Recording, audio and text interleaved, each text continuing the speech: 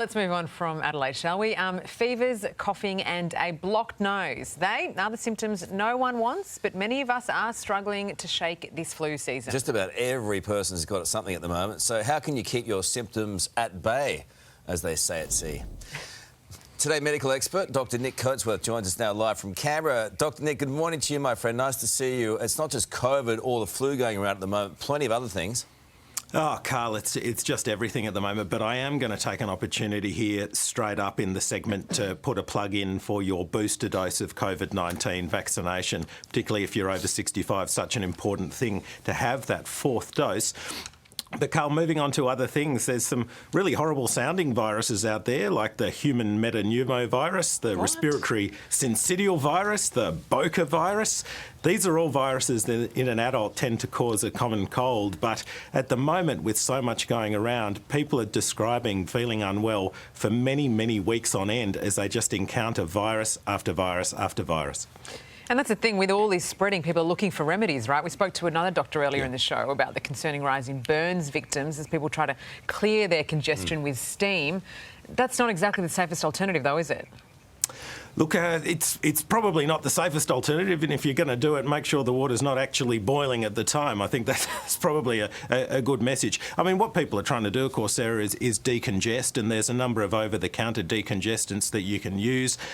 We want symptom relief, because if you've been coughing or you've had a head that feels like concrete for 6 weeks or 8 weeks, you really want to get out there and find something that works. So people are trying all sorts of things.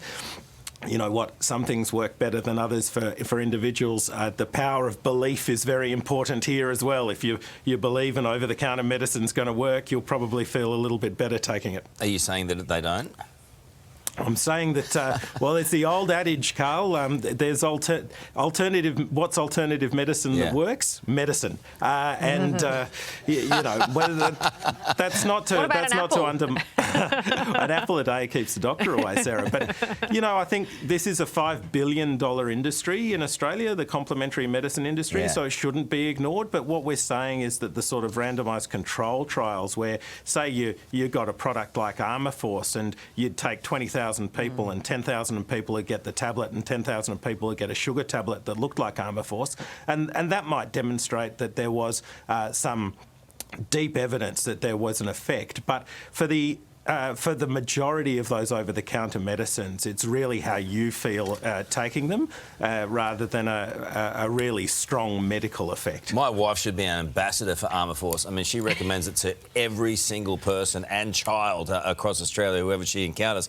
That being said, she hasn't been sick either, so it's hard for me to argue with her, even though I desperately want to. Well, Carl, you got to watch out. You got to watch out for the power of the anecdote, and you know.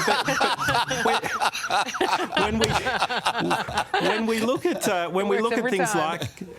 things like Armourforce, I mean, there are constituent elements of a lot of these complementary medicines that do have effect on immune pathways, and it's just that they haven't been demonstrated to be effective at population level studies. So I think that we need to keep an open mind. But the most important thing, of course, is if we are symptomatic, we stay away from work, because it might not be human metapneumovirus or the common cold. Doctor, it's so hard that... I'm sorry to interrupt because we're just running out of time. Once you're into your 8th week of this bloody thing, I mean, you've got to work and people have got to go back to work. So where is the line there? Well, remember that if you are symptomatic and you've run out of sick leave and you have to work, there's always the mask and hand hygiene to help you reduce the risk of transmitting viruses to other people. All right, good stuff. Really good to talk to you. Yeah, good advice as always. Thank you, Dr. Coatsworth. The power of the anecdote. I'll take that one home.